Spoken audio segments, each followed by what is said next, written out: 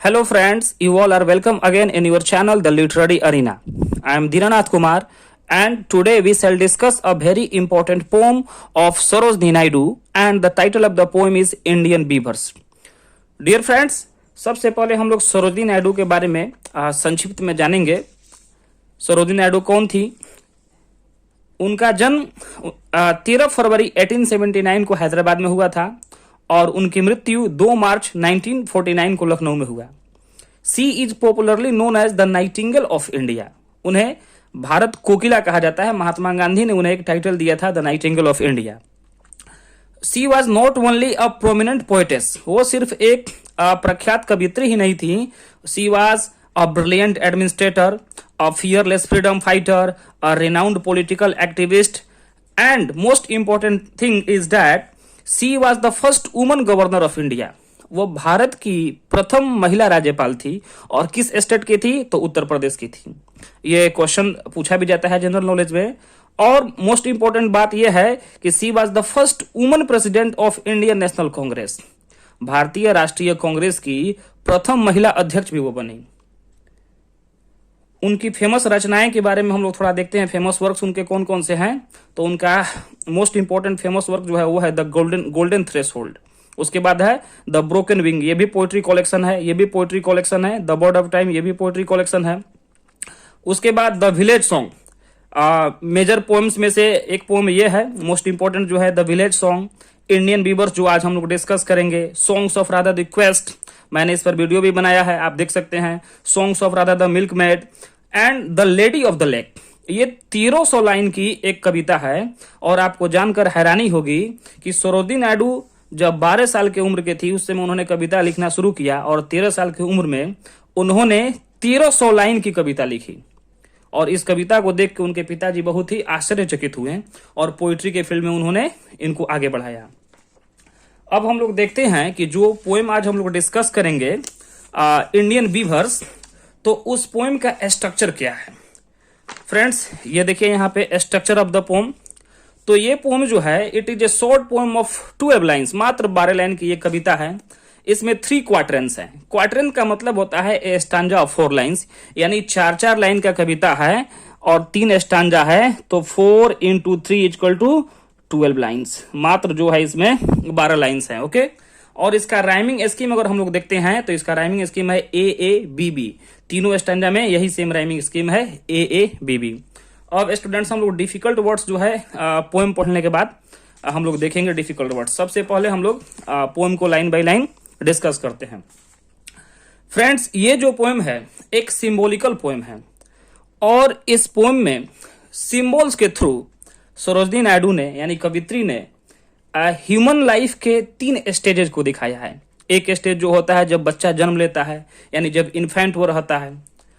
और उसके बाद एक स्टेज जो होता है जब वो एडल्ट होता है, शादी करने के योग्य होता है। और थर्ड स्टेज जो है वो मरने के समय में जो बूढ़ा व्यक्ति जो रहता है जब मर जाता है, तो उस स्टेज को दिखाया गया है। मैंने एक पोएम बनाया है विलियम शेक्सपियर के ऊपर, द 7 एजेस। तो उस पोएम में विलियम शेक्सपियर साहब ह्यूमन लाइफ को 7 स्टेजेज में बांटते हैं, फ्रॉम इन्फेंसी टू ऑब्लिवियन। यहां देखिए फ्रेंड्स, इन्फेंसी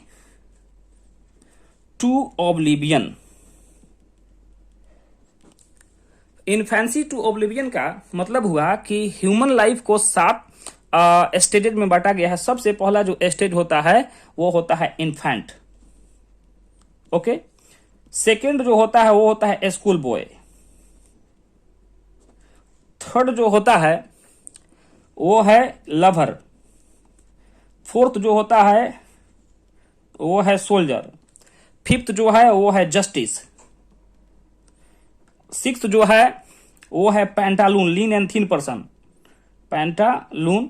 और सेवेंथ जो है इसी को हम लोग कहते हैं ऑब्लिवियन, या इसका एक और नाम है second childishness. Second childishness. Okay, ये दूसरा बचपन है, क्योंकि फर्स्ट स्टेज और सेवेंथ स्टेज जो है वो सिमिलर होता है, क्योंकि जैसे फर्स्ट स्टेज में बच्चा जो है माँ के गोद में ही वो यूरिनेट कर देता है, म्यूलिंग एंड पकिंग कर देता है, उल्टी कर देता है, वोमिटिंग कर देता है, उसी तरह सेवेंथ स्टेज में जो व्यक्ति है वो जिस जगह पे सोया रहता है या बैठा रहता है उसी जगह पे अपने दैनिक क्रियाकलाप को करता है। तो इन 7 स्टेजेज को दिखाया गया है विलियम शेक्सपियर के थ्रू। उसी तरह सरोजिनी नायडू ने हमारे लाइफ के 3 स्टेजेज को ये सिंबॉलिकली इस पोएम के थ्रू दिखाया गया है। इस पोएम में का बैकग्राउंड ये है कि सरोजिनी नायडू जो है अर्ली मॉर्निंग में वीवर्स के पास जाती है। इंडियन वीवर्स लिखा हुआ है, वीवर्स मतलब होता है बुनकर, कपड़ा बुनने वाला। One who weaves clothes is called Weaver.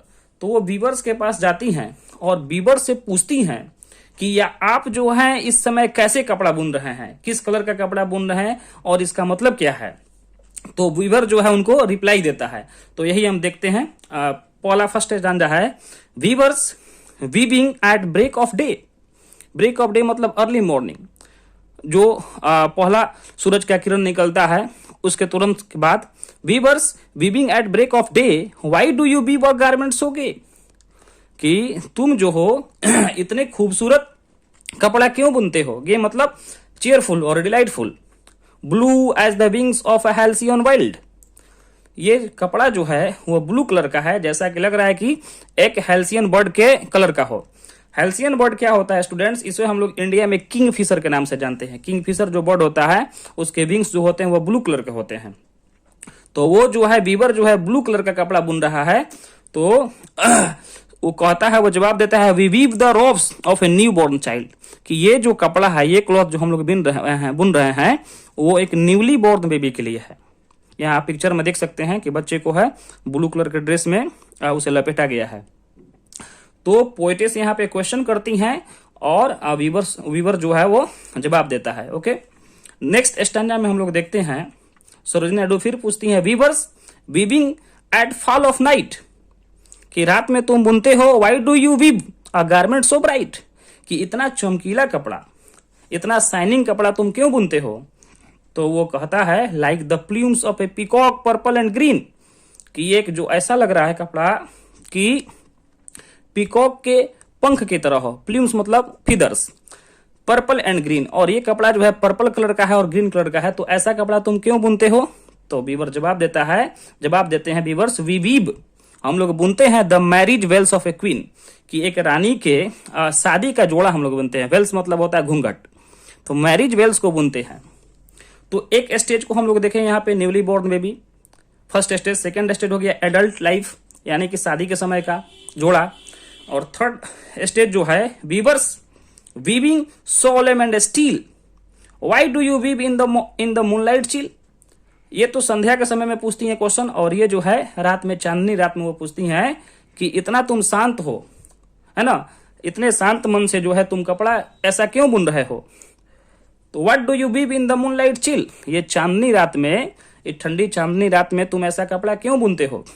White as a feather and white as a cloud, ये ऐसा लग रहा है कि जैसे पंख की तरह उजला हो और क्लाउड की तरह उजला हो। यहाँ पे सिमिली का प्रयोग किया गया, as feather, white as a feather and white as a cloud, simile comparison किया गया है।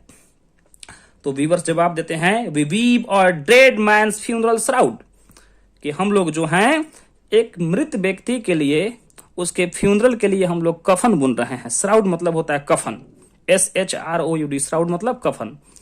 तो यहाँ पे हम लोग देखते हैं कि ये एक सिंबॉलिकल पोएम है, और यहाँ पे ये व्हाइट कलर का जो कपड़ा बुना जा रहा है तो वो फ्यूनरल के लिए जा रहा है, यानी व्यक्ति के मरने के बाद जो कपड़ा उसे ओढ़ाया जाएगा, उसे पहनाया जाएगा, तो वो एक स्टेज को डिफाइन कर रहा है, यानी कि ओल्ड एज के बाद जब मृत्यु आती है तब। सेकेंड स्टेज में हम लोगों को देखा कि ये एडल्ट व्यक्ति के लिए है, उसके शादी का जोड़ा बन रहा है। और फर्स्ट स्टेज जो था ये है एक न्यूली बॉर्न बेबी के लिए है, जो ब्लू कलर का है। तो यहाँ कलर का अपना अलग इंपॉर्टेंस है, यहाँ ब्लू कलर को दिखाया गया है, यहाँ पर्पल और ग्रीन को दिखाया गया है, और यहाँ पे व्हाइट कलर को दिखाया गया है। तो ये स्टूडेंट्स जो है सिंबॉलिकली जो है लाइफ के 3 स्टेजेज को पोएटेस ने दिखाया है। अब थोड़ा सा हम लोग डिफिकल्ट वर्ड्स को देख लेते हैं। ये गे मतलब होता है प्लेजेंट, चीयरफुल और डिलाइटफुल, आनंदित, आनंदमय, आप जानते ही हैं। ब्रेक ऑफ द डे का मतलब होता है डॉन, डॉन और डस्क होता है डॉन, अर्ली मॉर्निंग को डॉन कहते हैं, है ना, जिसको कहते हैं क्या, उषा काल। The first light in the sky before sunrise, सूरज उगने से जो तुरंत पहले का समय होता है वही हो गया break of the day. Okay, halcyon क्या होता है कि it is a blue winged bird related to the kings fisher, ये ब्लू कलर का उसका पंख होता है इस पक्षी का, और इंडिया में किंग फिशर से इसे रिलेट किया जाता है। In Greek legend it had the power to calm the rough ocean waves and seas, और ग्रीक मिथ में हम लोग देखते हैं, ग्रीक लिटरेचर में देखते हैं कि ये बर्ड जो था वहां पे इसको शांति का दूत माना जाता था। एक ऐसा बर्ड था जो समुद्र की लहरों को, जो रफ वेव्स रहते थे उनको ये शांत करता था, समुद्र की लहरों को और ओशन की लहरों को यानी कि महासागरों की लहरों को वो शांत करने का काम करता था। ओके, रॉब्स मतलब होता है लॉन्ग लूज गारमेंट्स, वही लबादा। प्ल्यूम्स मतलब होता है फेदर्स, पंख। वेल मतलब a piece of cloth that covers a woman's face, एक महिला के मुख को ढकने के लिए वही घूंघट। एंड श्राउड मतलब एक cloth that covers the dead body, उसे कहते हैं हम लोग कफन। तो स्टूडेंट्स, आपने फ्रेंड्स देखा ये द पोएम इंडियन वीवर्स को, मुझे उम्मीद है कि आप अच्छी तरह से समझ गए। अगर आपको कोई प्रॉब्लम हो तो कमेंट बॉक्स में कमेंट करें, वीडियो को अधिक से अधिक सब्सक्राइब करें, शेयर करें, लाइक करें और कमेंट करें। थैंक यू फ्रेंड्स, मिलते हैं नेक्स्ट वीडियो में। Thank you very much.